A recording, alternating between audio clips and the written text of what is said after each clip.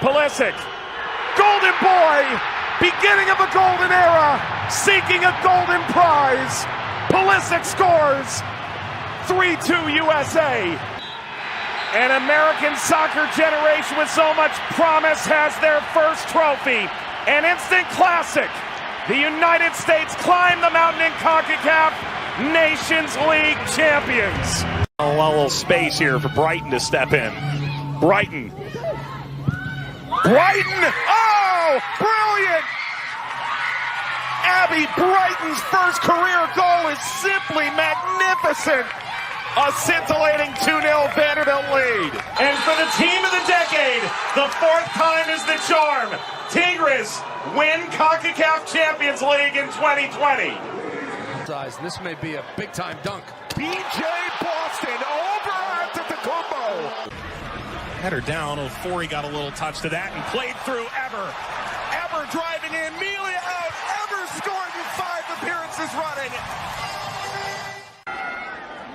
Driscoll looks right. In trouble. Pulls away. He'll throw it up. Tate towards the end zone. Yes! Touchdown! Motioning at both sides of his helmet, going under center with Bernard the deep back, and Allen leaning under center now with the play clock at 2. Off motion. Fakes the handoff, looking left. Doesn't have Bernard. Trailing away. Throws into the end zone. Caught. Touchdown, T. Higgins. Nice. And now it's time to meet your 2020-2021 New York Knicks. And at forward 6'9" from Kentucky, number 30, Julius Randle. Boston. Oh! Nothing shy about that from Odom.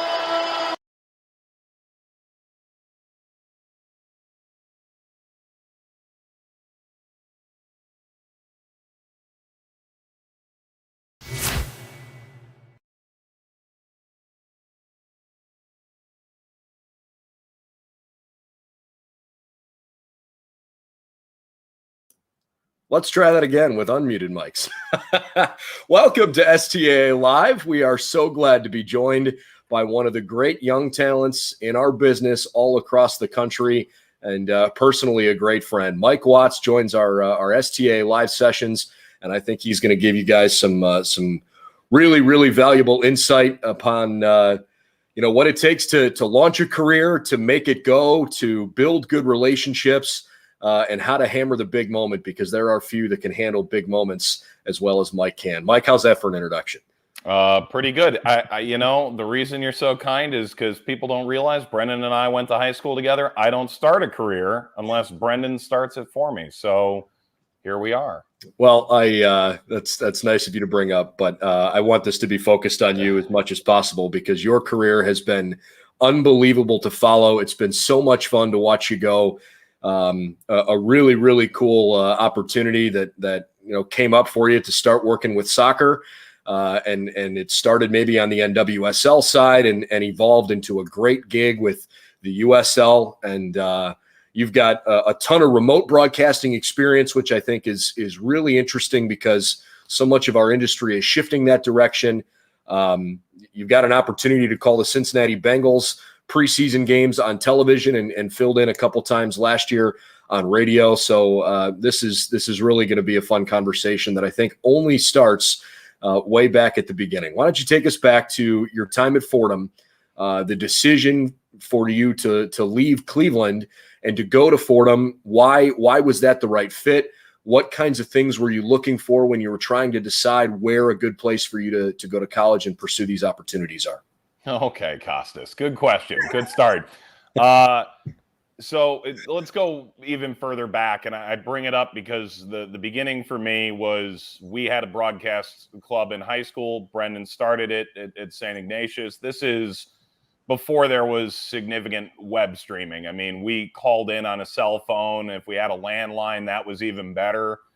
And so I was doing this in high school because I was a terrible athlete. So right off the bat, when Brendan made the baseball team, there was an opening there, and then football season the next year, and it just kind of kept rolling along. So I knew I wasn't awful at it, that I could get better at it, that I like doing it. So my college selection process largely surrounded that. But also there was an understanding, and I think everyone in this business should know, it takes a lot of luck. It's really subjective. There's no guarantees.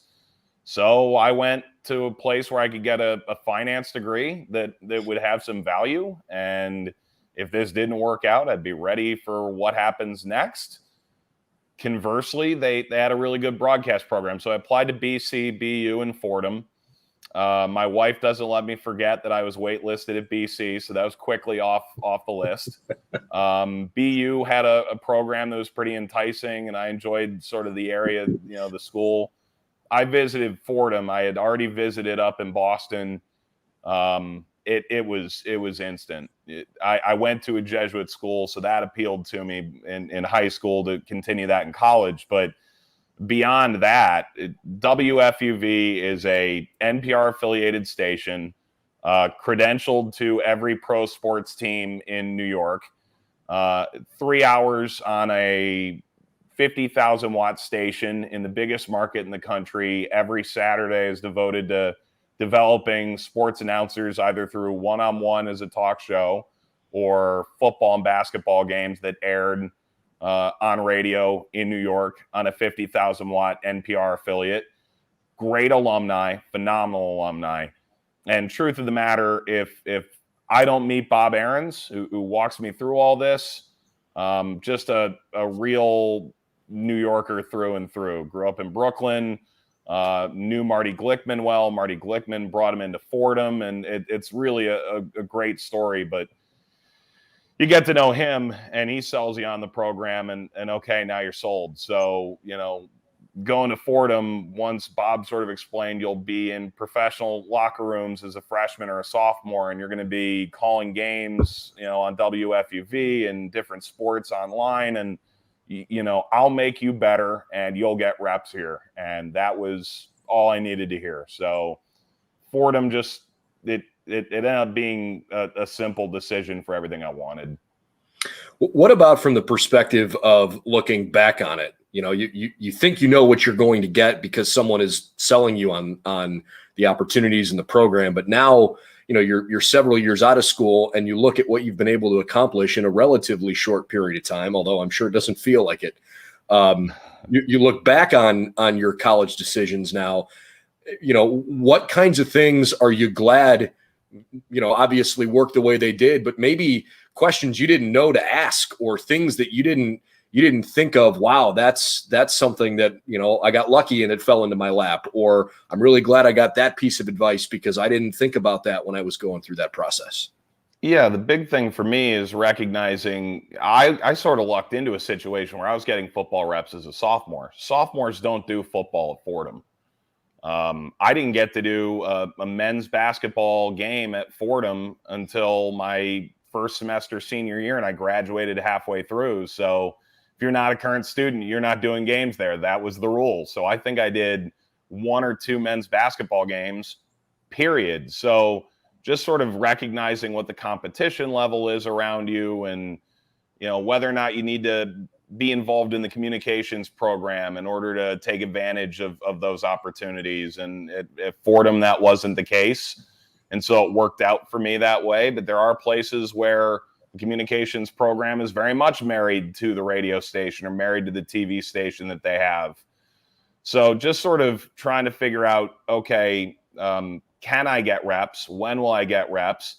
Can someone help me develop? Do I genuinely believe that? And the big thing is, Bob Aarons talked about how great it was to, you'll meet Doc Emmerich and you'll, be in the Yankees locker room. And, he talked about that, but it was far more about the process than it was about the rewards of actually going through it. So, for me, it's not getting starstruck or overly excited about, things that are going to be a couple days of your life, and instead focus on the grander scheme. And then truthfully, I probably got 3 months into Fordham and didn't really know if it was for me. I am from Cleveland. I didn't know if New York was the right fit. I thought it was. And it took a little while to get situated. So some of it also is going out of your comfort zone a little bit early on and trying to make sure that you fully grapple the experience, as opposed to allowing yourself to feel disconnected early on in school, wherever you decide to go, whether it's in your town or not, or it's 1,000 miles or 3,000 miles away. It's just trying to find your place in everything and go from there. That's something I wish I had more long-term vision for then that I do now. We've got a whole bunch of things we can discuss. And for those of us that, or I should say for those of you that are with us live, please know we want this to be interactive, and we are happy to take your questions and interject those as well. But let's continue on maybe to the trajectory that, your opportunity at Fordham put you on.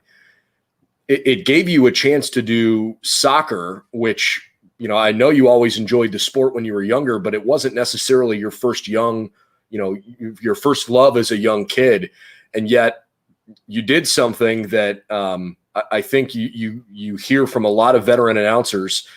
You said yes when someone gave you an opportunity, and then you tried to just figure it out and make the best of it. And now look what it's turned into. Can you reflect a little bit for us on how taking a leap of faith, doing something that was still a developing, love for you, how taking that leap of faith, obviously looking back on it, has worked out really well for you? Yeah, it's funny because I really didn't give a lick about soccer until, we went to a high school where the team was number one in the country and they deserved to have their games broadcast. So I stepped in and broadcasted the games. I eventually became friends with a lot of players on that team, and I still am now, that won a national championship my senior year of high school. So we did the football games and we did the basketball and the baseball games, but we wanted to expand and give a little bit more to the sports that didn't get a lot of coverage. So that was, your volleyball and, pretty much anything that you can, easily sort of get a camera out there for: soccer, volleyball, etc. So I didn't really know anything about it. And the coach there was really good to me. Well, I get to Fordham and I say no freshmen do football. That's because there's so many upperclassmen doing it. But they didn't have a single upperclassman who wanted to call the soccer matches. And at the time, we had a goalkeeper that would be drafted at the end of the year in the first round of the MLS draft. A bunch of really good players, some of whom have gone on to pro careers. And two coaches that were a joy to work with at the time, in Jim McElderry and Gavin Wise, who now run the program over at Rutgers and are doing a good job. So, I went to them my first week on campus and said, for the next 4 years, I'm going to be your guy, whether I'm calling football or not. If I have a game on Saturday, I'm still going to come and do the 1 o'clock A-10 conference game on Sunday.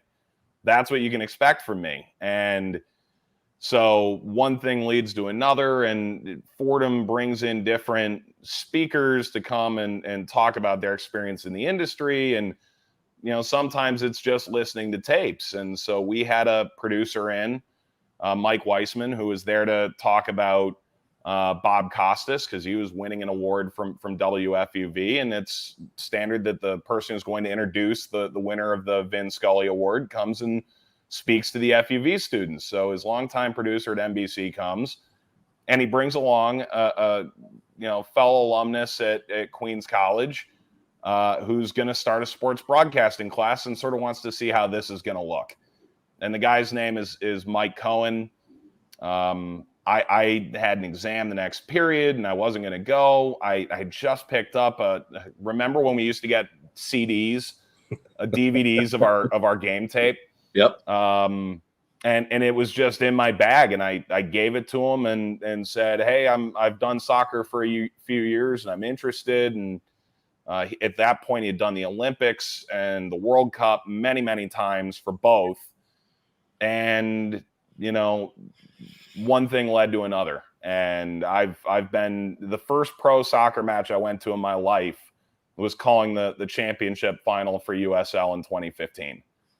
I had been in one other pro soccer stadium, was to call a high school state championship game. So just a totally different level. And I'm working with John Harkes, who did the World Cup for ESPN. And What a crazy intro to doing this, I guess. But being open to, that being a sport you can grow in and get opportunities in at a young age gave me the opportunity to stay in this business. Because if I hadn't done that, I don't know that I work for ESPN. I don't know that someone takes a chance on me doing football. I don't know that tape leads for me to do games at the Bengals and so on. So it's like a constantly kind of it's a moving field goal post a little bit, but I've stuck with it, I guess.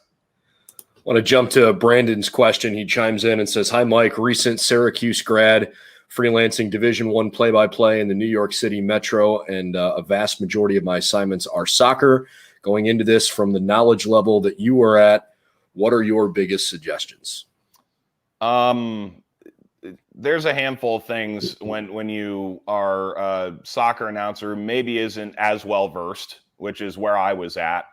For one, listen more than you speak.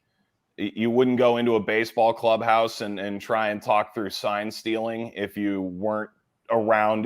Brendan, you worked minor league baseball for years. You sort of gain that trust from people. You sort of gain that inside baseball knowledge, so to speak.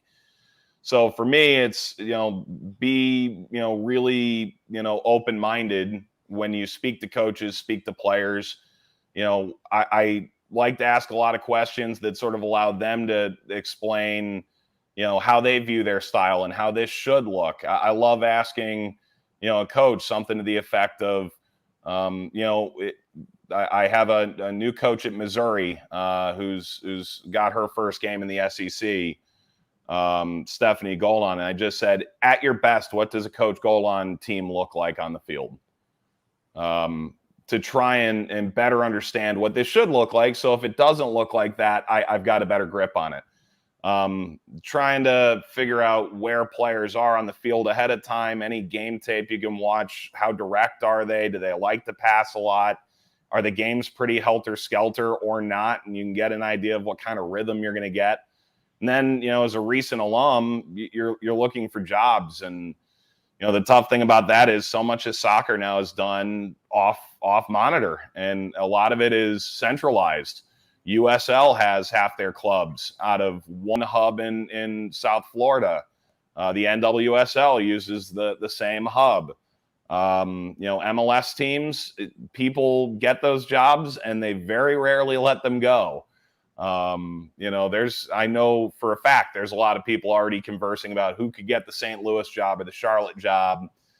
But if you look, Steve Cangelosi and Joe Tullison have essentially been the voices of New York City soccer between the Metro Stars, Red Bulls, and NYCFC for the better part of 15 years, and JP Dellacamera before that, who's one of the GOATs.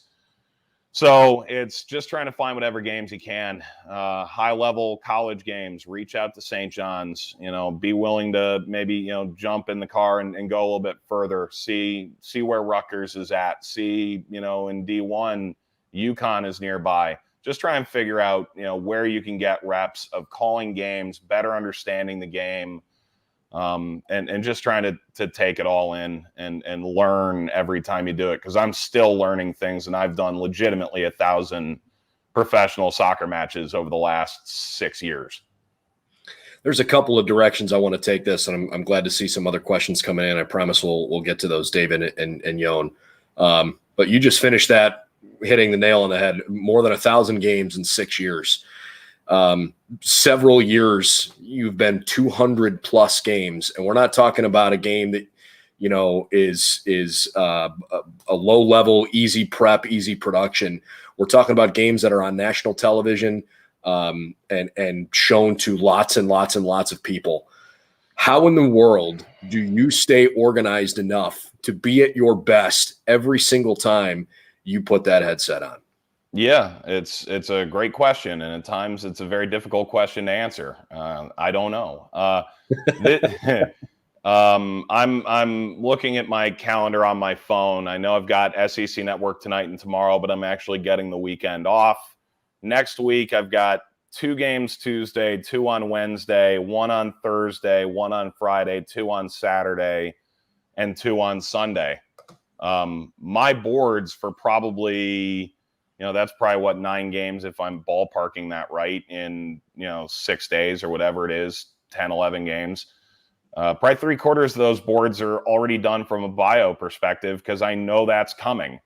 So I had a few days off last week, and it's heavy prep to try and get ahead. So CONCACAF League, our Central American teams and Caribbean teams, I'm doing the world feed for that. They are on FS2. You got to treat that game the same way I did, SEC Network tonight or working on ESPN2 last week. The expectation has to be the same every time, whether they're clubs that, I did Hartford. They're an hour away. Next week I'm doing a team from Suriname. It's just there's less info. There's less availability of people who can speak to you, and it's less organized. So you got to get ahead as best you can. And then, once you're sort of in that stretch, when you're doing double headers consistently, you kind of have to go, okay, this game's over, move on to the next one. This night's over, move on to tomorrow. And just sort of bear down and get through it, and also drink a lot of tea. A lot of tea and a lot of, for me, they're Hall's cough drops. So I know you've got something else that you like. I can't remember the name of it. I can't either, which is devastating. I know them. I see them. Yeah. Either way, it does a number on your throat. I want to ask about relationship building, and David.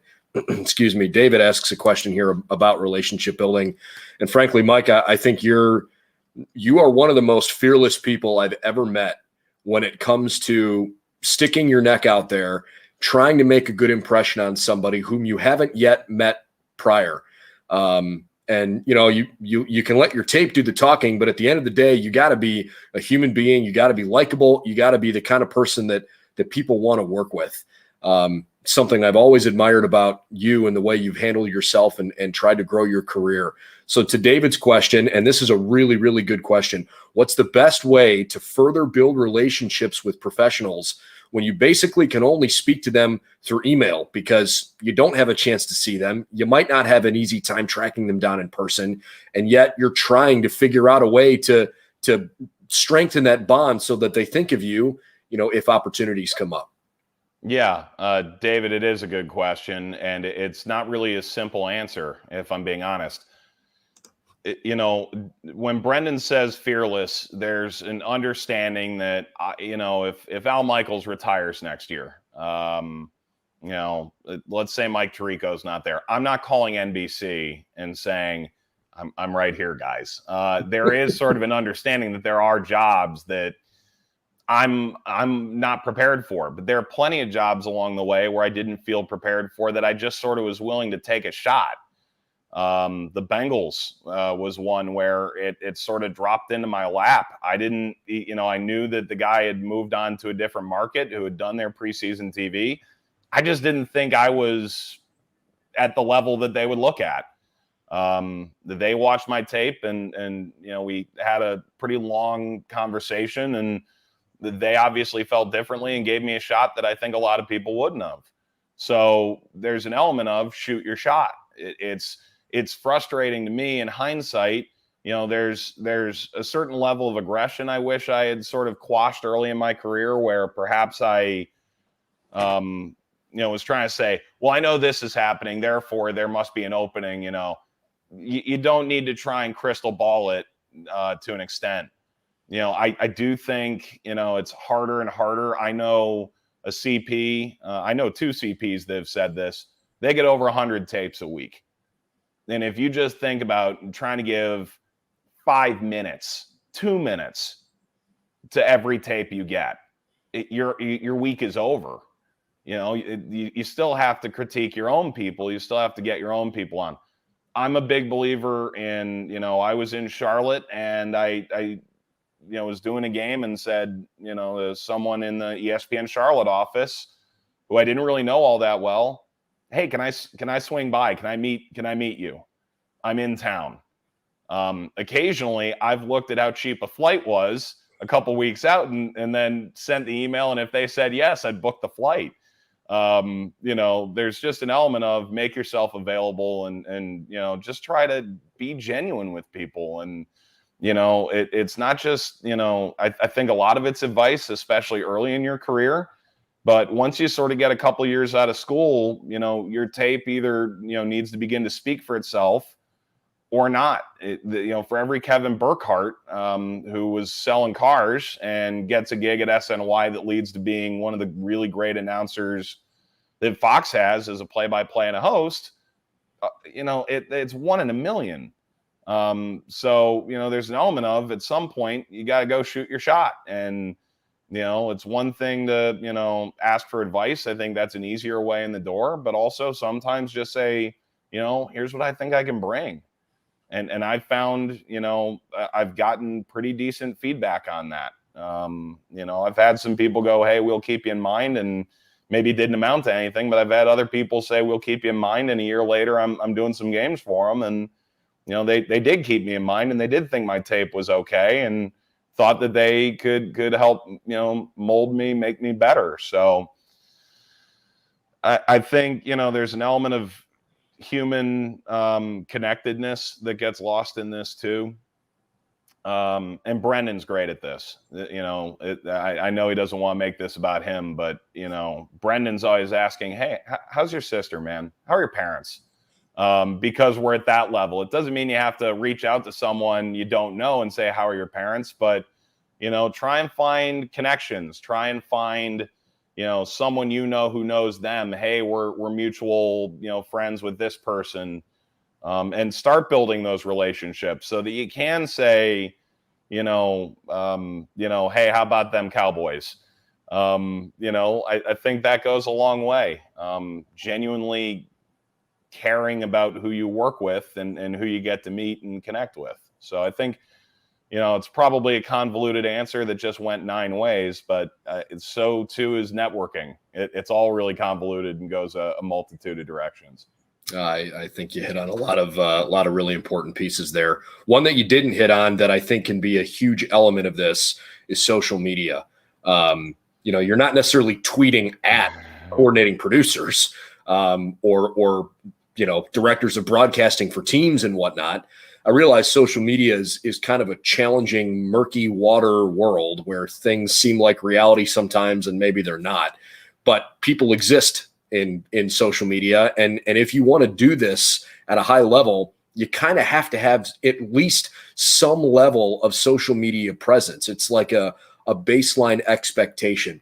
How difficult has that been for you to embrace that? What ways have you tried to strengthen your profile, your brand, right? This is a brand business. How has Mike Watts on social media grown over the last couple of years to help you advance your career and get some new opportunities?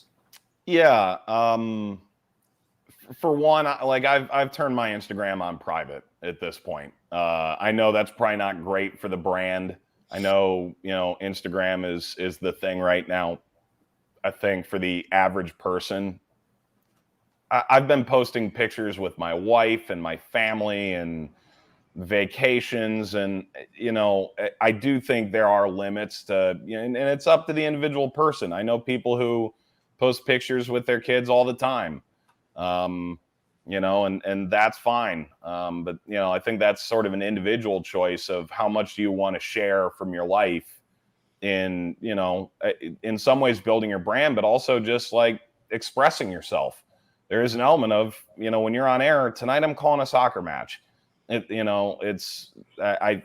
think, I'd love to talk about, my family, but it's not the medium for it. And perhaps you think Instagram or Twitter is. I primarily use Twitter for where am I today?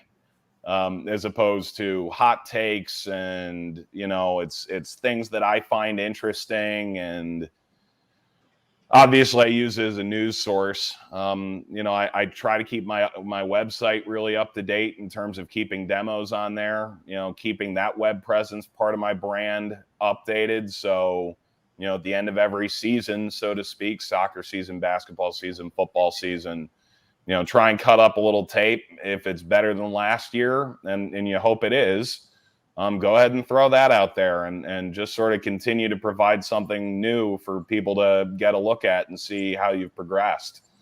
So that's part of it, I think, is, for me, I think, the website is something that sort of makes it easy when I reach out to people. I know STAA has a pretty significant web presence for clients, which is valuable. But for me, I try to stay out of the, I don't get into back and forths on Twitter. I would warn just about every young announcer. I'm from Cleveland. I got hired by Cincinnati. Those football fan bases don't like each other. And I'm glad that, whatever I thought when I was 12 isn't floating around on Twitter and Facebook. But if it was, and for a lot of people it is, I would look really hard. And this was one of the first things I heard at Fordham. If you have a personal account, we're going to hold you to that standard of it being a professional account if you're going to tweet that you're at an FUV event from that account. View it that way. Tweet like you work for the Yankees. Tweet like you work for the Cleveland Cavaliers. Be aware that if you want to do play-by-play in the long term, there's not a lot of space for people with massive opinions outside of Stephen A. Smith and Colin Cowherd. And, that's a different brand. If you want to do play-by-play or host a studio show or be a reporter, those things will absolutely come and bite you 100%. I want to get to Yoan's question here. Yoan's been doing some USL League 2 soccer. He said he's currently doing college soccer in the NAIA and wants to basically know how you think he should go about the process of moving his career and his work along. What kind of the hierarchical ladder of what can you do to get to that next step? Yeah, and good to hear from you, pal. USL League 2 is primarily semi-pro. NAIA actually has some really, really, really good soccer in it. I'd argue probably, high D2, even low D1 level. It's just a different, set of athletes in there, a different pool. For me, I remember when I graduated from school and I reached out to St. John's because they had ESPN3 working out of a truck there. And I knew that they'd have ESPN3 graphics. They didn't look that good from an overall perspective. The game was shot with 3 cameras from a scissor lift behind home plate that blocked your view at the softball game. But there is an element of what it looks like, what it sounds like does carry weight is in my opinion, how people view it when you send it out to them. So, a really high level high school broadcast, Brendan does Spectrum. For me, doing the FCS playoffs, it looked good enough that I don't think the Bengals really looked at it and went, "Oi, this is a little out there." It's probably incorrect to say that, it's all, how it looks is reality, but there is an element of it. And, for every Joe Davis or Adam Amin are picked out of, in Joe's case, doing the Montgomery Biscuits. In Adam Amin's case, he was doing, high school state championships, I believe, correct me if I'm wrong, was it Iowa? Yep, in Iowa. So I've read all those stories. You have to have that combination of it. It needs to look pretty good, and you also have to have the chops and the pipes and the research and the ability to call big moments. So it's about honing craft and trying to hit moments right, figure out when to lay in, lay out. Oftentimes you're working alone. It doesn't mean you have to fill the full 90 minutes. It often doesn't come with a great crowd, so you almost feel like you have to fill the entire time. You really don't. It's difficult. Every part of trying to move up in this industry is difficult. It's never going to be easy. And I've experienced that along the way. I know, Brendan said at the outset, it's gone really fast, but when you're in it, it doesn't really feel that way. You're always just trying to get to the next step. So, NAIA, okay, is there a D1 school around that? The control room projects are getting to be pretty noticeable. They're basically doing borderline linear shows on ACC Network Extra, Big 12, down to, Fordham is doing a 4-camera show on ESPN Plus in the A10. And I know LIU was doing pretty decent broadcasts in the NEC that I was working on when I first came out of school. So no easy answer. It's, try and find, tape that looks good, sounds good, but, more than that, it's, you're still ultimately going to be judged on how well you do, within the game that you send, regardless of how it looks. And then just try and get it in front of people who, can hopefully give you a little bit of feedback, whether it be, a CP or an announcer. And I've owed you a critique for a very long time. And as I just described, 12 games next week. I don't know I'm getting to it next week either. But yeah, it's just, really have a self-critical ear of how I can do this better. What's wasted oxygen? Where can I lay out appropriately? One of the first things I learned, don't name a guy 3 times on the ball. Name him once and then, describe action. When you're doing radio or even TV, or if it's TV, if you name the guy, you can lay out and allow people to see what you're seeing, unless it's a really incisive action. So, watch a lot of people, try to work on your own craft, work on your tape, and try to make it as good as you can, and then hope someone's willing to sort of, jump in with you and go into the deep end with you. Mike, you referenced earlier that a lot of the NWSL and USL games are done out of Vista World Link down in South Florida.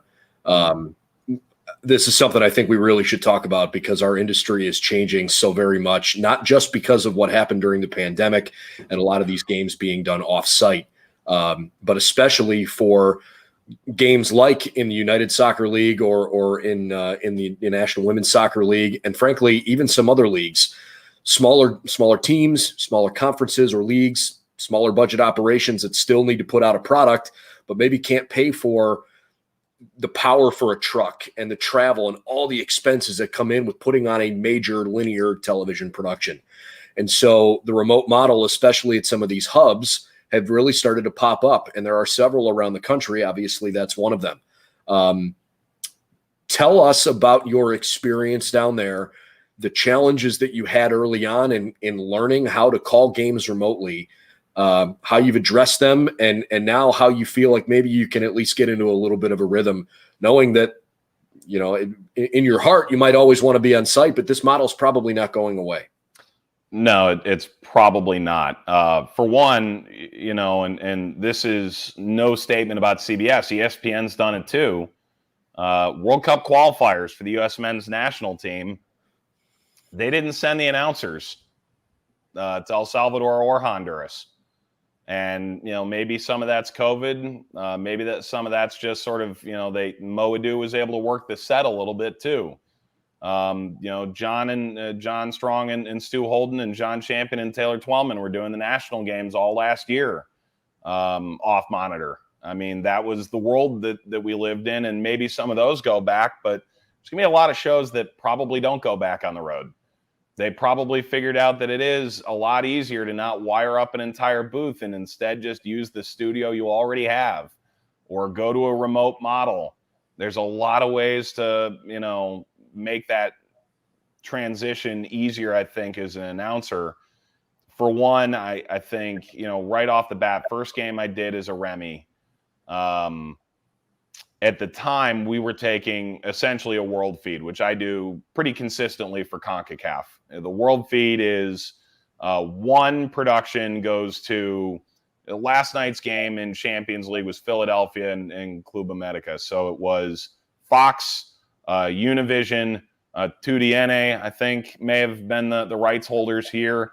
And then there's a world feed that goes out everywhere else in English. So I was on in Canada and the Caribbean, in England and so on. We don't control the pictures. We don't have very much contact with the truck. In the world feeds case, we have some, but in a lot of cases, there's none. There was a pretty harsh tackle. This is the second pro game I've ever done in my life. First time I've ever done a Remy. And, it's a pretty bad slide tackle. It's pretty bad. So players down and it's not looking so good. And then they shoot, there's this kid eating a hot dog and, they don't want to show the injury the whole time. And then play resumes and game ends. And I have the same team the next week. So I go back and I read what did the coach say in the press, and says, and in the 30th minute, the captain of the team was sent off for a red card for the tackle that he made. I had no idea there was a red card. I had no idea. There's some things they never showed it. I went back and rewatched. I couldn't believe it. They played with 10 for 60 minutes, and I didn't know that. It's not going to be perfect. You can't see who's warming up. You can't, your periphery isn't there. You can't see a run out of the side, of your eye. Ball gets lumped forward. You don't know what's outside your frame. So some of that can be a little bit frustrating. The best things I can say about doing a Remy in terms of preparation, when you watch tape, know who's on the left, know who's on the right, know their formation, have a basic grip on where people should be, and then start trying to ID traits. This girl wears her hair a certain way. This guy wears red cleats. I mean, they're really small, minute, details that the average person probably isn't looking at. But for us, if you see an overlapping right back going over a midfielder, and perhaps they're about the same size, they're a full 90 yards away and probably 150 yards from your camera, you probably don't have a great view of it. You can tell the difference because one's wearing red cleats and one isn't. And sometimes that's how you're able to get by doing a Remy. So there's that element. And then also, if you don't see it, don't say it. Don't assume it. Don't, think that something happened off camera and intimate that that's what happened. If it's important enough, you'll get a replay. Somehow they will find a way to tell that story that you can narrate. But otherwise, if you don't know who the yellow card's on, just say there was a yellow card and wait. Whether you have StatCast in a college game, whether you've got, I was looking on Google and at the game last night. There was a yellow card. He pointed at one guy. He was pointing past that guy to the guy who wasn't in camera shot. It happens. So just try and be as prepared as you can in terms of where people should be, and then genuinely narrate what you see. Don't assume what you can't see. I want to go pull back the curtain here just a little bit. You're in New York right now. New York is your residence, and you do a lot of work from New York. But you do an awful lot of work in South Florida. I don't know anybody that travels the way you do and has made it a priority to just be available. Everybody says the best ability is availability, and you make yourself available more than just about anybody I've ever met. And with that comes a lot of sacrifices, traveling at odd times, driving for hours and hours, some really late nights, some really early mornings. Can you give people an idea from a time management perspective, maybe some tips and tricks of ways that you have figured out, okay, I think I could have an hour on the plane. Let me make sure I download this PDF ahead of time so I can make that time productive. Or, when do you have time to squeeze in coaches calls and production meetings and all of that when you're traveling all over the country and doing 200 games a year? Yeah. And this year, I think I'm going to hit 250, which I've never done before. And, there's a lot of double headers along the way, but, there's a lot of people. I think everyone who's watching this probably has a pretty good idea of what it takes to prepare for a game, whether it be a football game or a basketball game or a soccer match or whatever it may be.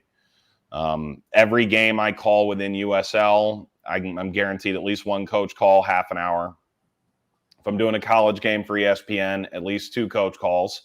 If it's NWSL, you're guaranteed 2 coach calls. If you don't know things, reach out to PR people, reach out to the SID. When we're done here, I'll probably be doing that for Missouri and South Carolina tonight for SEC Network. There's a name or two I'm not on site. You have to ask. You can't just walk to the booth next to you and say, oh, by the way, I read this pronunciation guide this way, but last year we were saying it that way.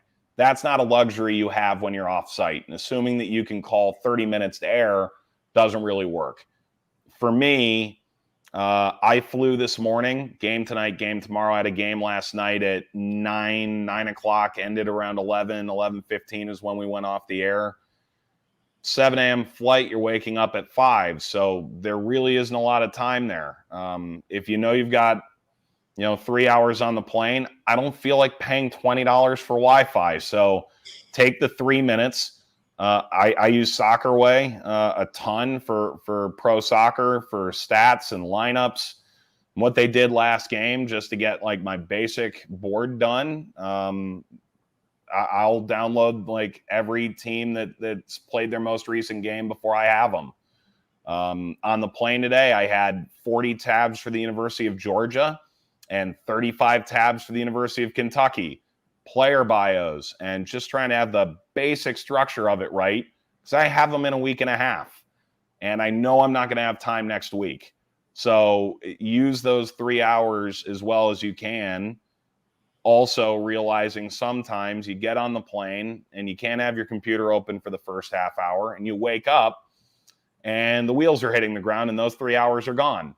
Okay, now you got to sort of rejig your day a little bit and figure out how to make it work now. So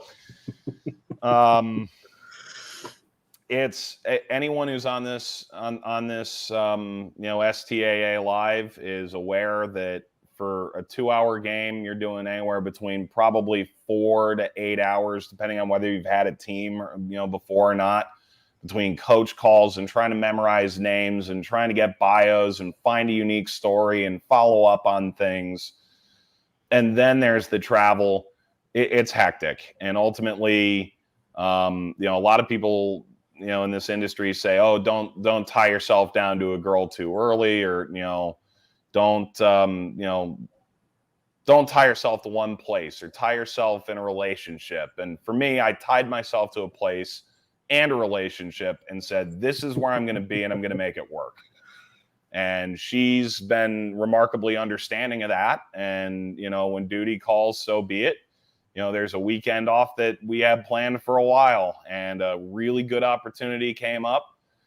And, I just sort of told her this is one of those that I need to take. And, my wife got it. So early on, you say best ability is availability. So true. There have been a few really tight turns along the way, and you don't get to make mistakes on those more than once or twice. And I've been lucky that I haven't made any, but I know for a fact there's going to be a weekend coming up in 6 weeks where I have a game at probably 8 p.m. It won't be over till 11. I think I can get a 5 a.m. flight into Atlanta and then get to the next place 4 hours to kick and do a doubleheader that day. I am really confident I can pull that off. But if there's a thunderstorm, it's a 12-hour drive, and I'm ready to do that too. So that's where it's at, man. There's no simple road to this. It's just take everything you can, give everything you can, and hope, whoever you're with or whatever, your life circumstance, that it'll sort of give you that flexibility to do it. So apologies in advance to my wife. The Knicks play on Wednesday and Friday on Thanksgiving week. And the USL final is on Sunday. So I won't see her at all. I'll eat the turkey Thursday, and other than that, I'm not going to see her at all, which is cool. But she gets it.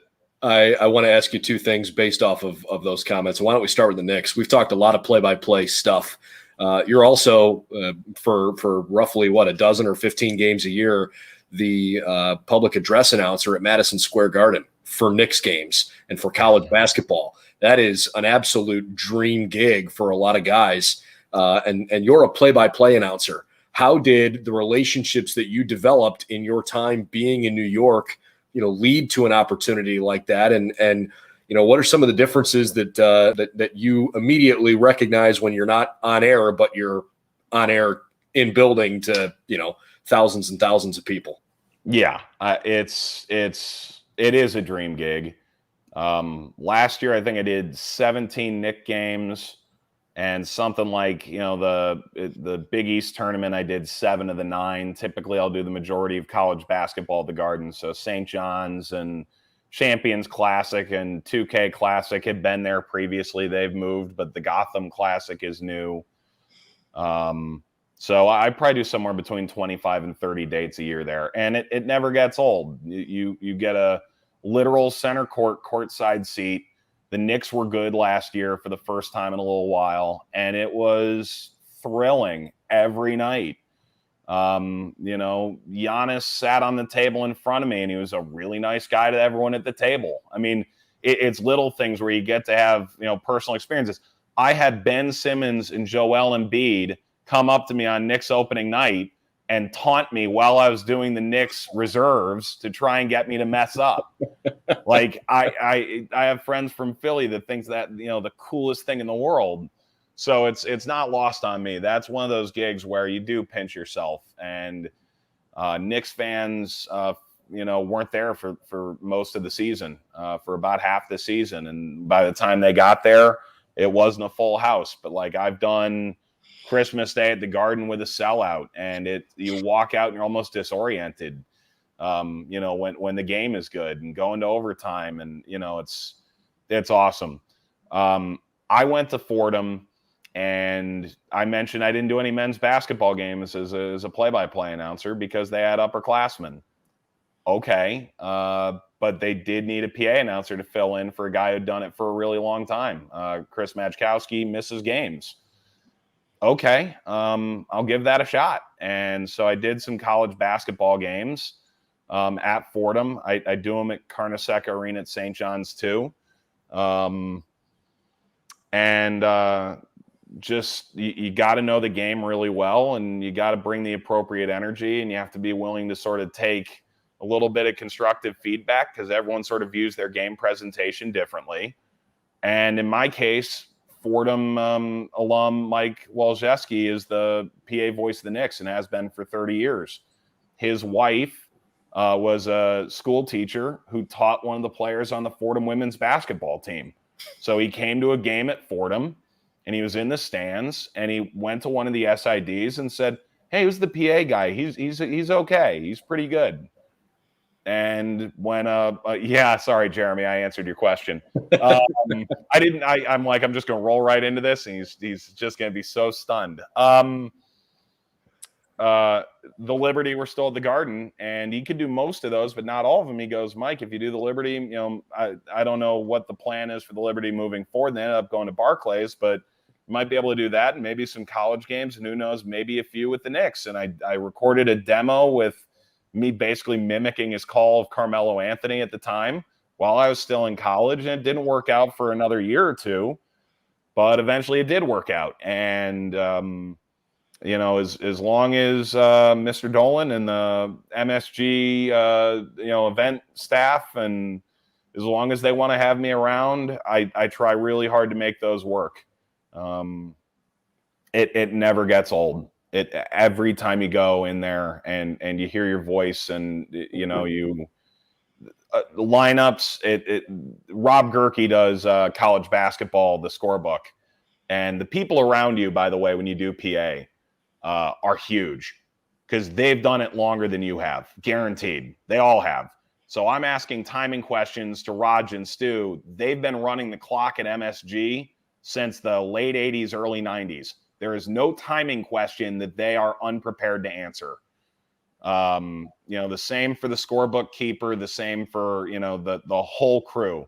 So I try and leech everything I can off them. I think it's going to make me a better basketball play-by-play, but certainly makes me a better PA announcer. And just the friendships of it. But Rob will be the first to say, my hands are shaking while I'm doing starting lineups for a big game. And it's been that way the whole time, and it's not going to change.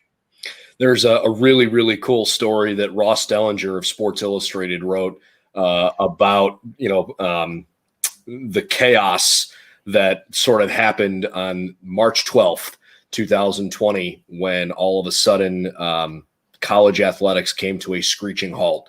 And if you're watching this, I really encourage you to go back and check out Ross's story. Mike is basically the feature guy to lead off this story about announcers who all of a sudden had a lot of work and then gone because the pandemic hit and games were canceled. And Mike, maybe you can elaborate on your experience that day, but you were the PA announcer at the Garden with the only college basketball game in America still being played. Yeah, and we found out at the under 8 media timeouts, probably 6.5 minutes to go, that this game was going to get to halftime. They didn't want to pull the kids off the court in the middle of the game. They felt like the best thing they could do was let them finish out the half. What had been done was done. It was the eeriest 7 minutes of all time. I can tell you the referee, one of the referees came to me and said, we get paid for the attempt. As long as the ball goes in the air, we're getting paid today. And, we all thought that was pretty funny in a really dark sort of moment. But, I'm in East Elmhurst in Queens. Elmhurst Hospital, if you were watching ABC News and NBC Nightly News that first week where things shut down, the hospital they kept talking about with the ice truck outside, that was a mile from my house. You went into New York and it felt like tumbleweeds. It was really eerie. At that point, they got it down to 500 fans. I think it was 250 per team to try and create social distancing. We didn't know how bad it was going to be, but we knew it was going to be bad. Drove into the arena that day, and I got an email from USL saying that there was going to be a 30-day hiatus. I get into the arena, and, okay, the Big Ten just canceled. Oh, my gosh, really? The Big 12 just canceled. Wow. And it just kept cascading down. And, the announcement at halftime, I got handed somebody's phone with, the script of how to handle that.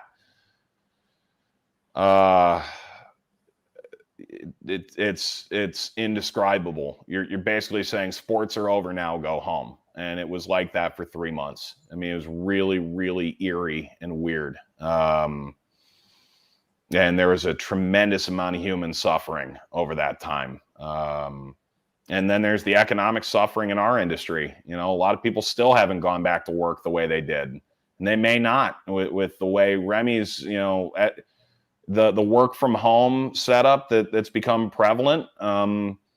I don't know that's going anywhere. It saves a lot of money. And I think, there's a belief that the average viewer probably doesn't notice all that big a difference. And, I think there's an understanding that we could do the job better, but, what's sort of the correct balance of that? So, I got home that night. I stayed away from my then fiance for 3-4 days, just in case I had gotten sick. A photographer who was working that day did get sick and died. And I was 5 feet away from him. You don't know. At that point, we didn't know anything. And then it was kind of funny. Like 10 people tagged me in about 2 minutes. I don't know if it's Barstool or something had posted a video with one shining moment of like the despair of college basketball ending so abruptly. And my announcement at the Garden was in it. And people were like, one shining moment. And I'm like, this is not how I wanted it. This wasn't it. Let's pivot to a topic that I really want to get to here. You've mentioned your then fiance, now wife, Olivia, several times here.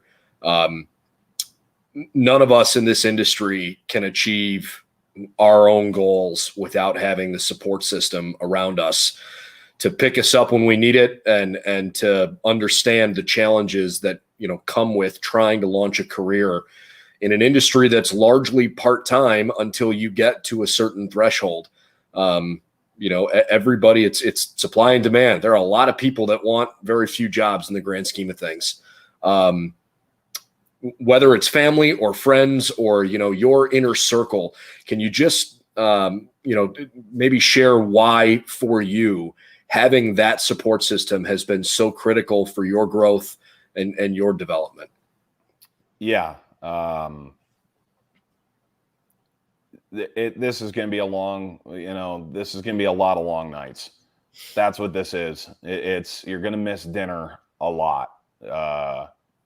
Flying at 7 a.m. means getting out of bed at 5. And my wife's a special education teacher, but she doesn't plan on getting up till 6 or 6:30.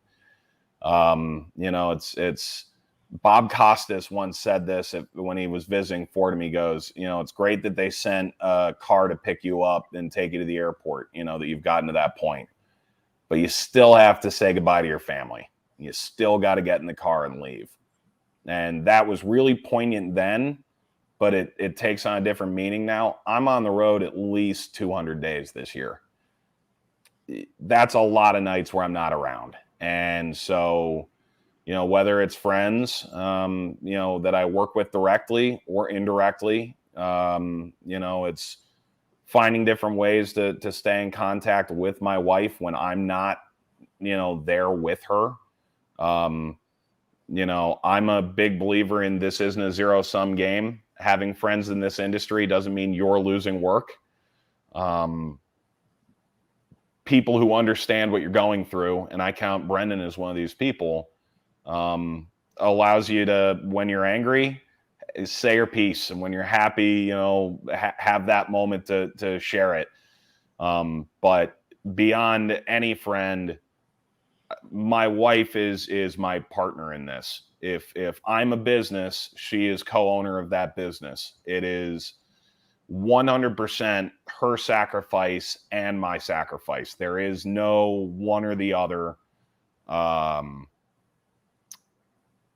My success is directly correlated to her.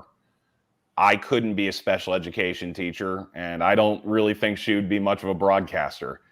We both have talents that I think make us a really good pair, a really great, husband and wife. But more than anything, that support when a game doesn't really go that well, or when I came home a couple weeks ago and just said, I'm just really tired. And she got that and, sort of helped me through that and just sort of helped take some of the burden off for a little while. And so there's a lot of different ways for you to have that support. But more than anything, my wife is 100% my partner in this, and any success I have is her success, and any failure I have is my problem, not hers. That's good. That's good. I know we've been really soccer focused on this because so much of your work has been in that realm, but I really do feel like that there's a lot of stuff that we've talked about that can be applied to lots of different areas. And I am so grateful for your time and your friendship here. And thanks for sharing a lot of that. We'll let you get to work tonight because you got 19 games the next 10 days or whatever the heck it is. It's something like that. I guess real quick, Jeremy, new gigs, have your website updated always. When you see something's out there, make an effort to just sort of, hey, do I know someone who knows that guy? That's my first thought. When the Bengals gig came open, I thought, Spiro Ditas is a Fordham alum. I know Spiro well enough. I can send him an email. Do I think he might know someone there? He actually did his first CBSSN basketball game with the executive producer of that package. So that was the in. It was totally out of left field. He goes, I probably haven't reached out to David in years, but I'll do it for you. If Spiro doesn't do it, if Ryan Ruocco doesn't step up, I'm not getting that job.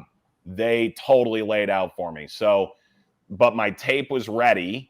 And no, I didn't really have time for it. I still remember I was sleeping at 11 a.m. when the guy from the Bengals first called to interview me because he called out of the blue. And Brendan knows there's more to that story because I hadn't gotten in until 4 a.m. So if you're looking for new gigs, always have your tape ready. And as soon as you see something pop up, if it's something tenuous, something happens to a guy that's negative, don't be the first guy to reach out. Give it a minute to breathe, but then look around and go, do I know anyone who has any connection? And if not, okay, go ahead and cold call, go there. And then David, when you're in the dating field, this industry is almost impossible to explain. It is really tough. I keep telling my wife I'm not going to do 250 games forever, but man, it's starting to look like I am. Every time I go, this year I'm going to take a step back. I get offered a different package where you're like, oh man, but I really want to do that, but I don't want to drop what I already have. Bring it up early and be reasonable. Don't say, well, I'm going to be the voice of NBC in 5 years. So, I would expect that, Saturdays and Sundays I'm going to be gone. But if you want to do football, my wife is a teacher. She works all week, has weekends and summers off. I'm a soccer and football and basketball play-by-play announcer. Basketball is largely at home. I'm home a lot in the winter. Soccer is over the summer. When she's off, I'm not. It doesn't always work out, but, it's something where just try and be upfront and genuine about it and try your best not to pull wool over eyes. Don't, the biggest thing I've learned is don't go, oh, it'll be easier next year. Don't project, just stay in the now. This is the industry I'm in. This is where I want to be. This is where I am now. And this is, there are going to be days where I'm just not going to be able to be there. And for me, that's going to be Christmas morning. I'm going to be working a Knicks game. I will not be there Christmas morning. I love you. I will be there in the afternoon, but I will not be there for, they tip at noon. I will not be there. So that's what it is. So thought I'd answer those. They were there. Yeah, Brandon, no, I'm sorry, they were there. You did. I didn't see that they had popped in last minute there. So appreciate you doing that. Thanks everybody that asked questions along the way. And Mike, certainly appreciate your time and your insight, man. And look forward to following you along the way. Yeah, pleasure's all mine, man. Thank you.